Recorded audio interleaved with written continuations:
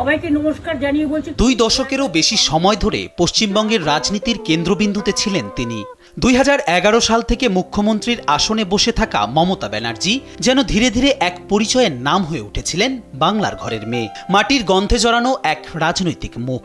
সেই তিনি এবার বিধানসভা নির্বাচনে বেশ বড় ব্যবধানে বিজেপির কাছে হেরে গেলেন। এই দীর্ঘ সময়ে মমতার রাজনীতির বড় অংশ জুড়ে ছিল জনকল্যাণের ভাষা, নারী ভাতা, বেকার সহায়তা, স্বাস্থ্য ও সামাজিক সুরক্ষার নানা প্রকল্প। মাঠে ময়দানে তিনি নিজেকে দাঁড় করিয়েছেন সাধারণ মানুষের পাশে থাকা এক নেত্রী হিসেবে। ফলে তার প্রতি এক ধরনের মায়া তৈরি হয়েছিল মানুষের, রাজনৈতিক হিসেবের বাইরে গিয়ে ব্যক্তিগত এক আবেগ। কিন্তু রাজনীতি স্থির থাকে না, সময় বদলায়। মাটির নিচে জমে থাকা অসন্তোষও ধীরে ধীরে ওপরে ওঠে।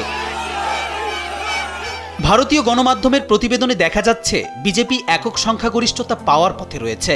যদিও শেষ পর্যন্ত তাই হয়, তবে পশ্চিমবঙ্গের ইতিহাসে এবারই প্রথম দলটি সরকার গঠন করবে, প্রতীকীভাবে যাকে বলা হচ্ছে পদ্মফুলের উত্থান। ক্ষমতার সমীকরণে পরিবর্তনের ইঙ্গিত দিচ্ছে ভোটের ট্রেন্ড, জনমত ও রাজনৈতিক আলোচনার ধারা। যতদিন বাঁচবো মাথা উঁচু করে চলবো। যেখানে একসময় মমতার মানবিক মুখ ছিল রাজনীতির সবচেয়ে বড় শক্তিশালী আবরণ, সেখানে এখন সেই আবরণ সরিয়ে প্রশ্ন উঠছে প্রশাসন, দলীয় কাঠামো ও মাঠ পর্যায়ের বাস্তবতা নিয়ে। রাজনীতি তাই আবারও দাঁড়িয়েছে নিজের নির্মম আয়নায়, যেখানে মায়া কমে, গণিত বাড়ে, আর ক্ষমতার রং বদলায় ধীরে কিন্তু নিশ্চিতভাবে। কবির চৌধুরী, জয়, কালবেলা।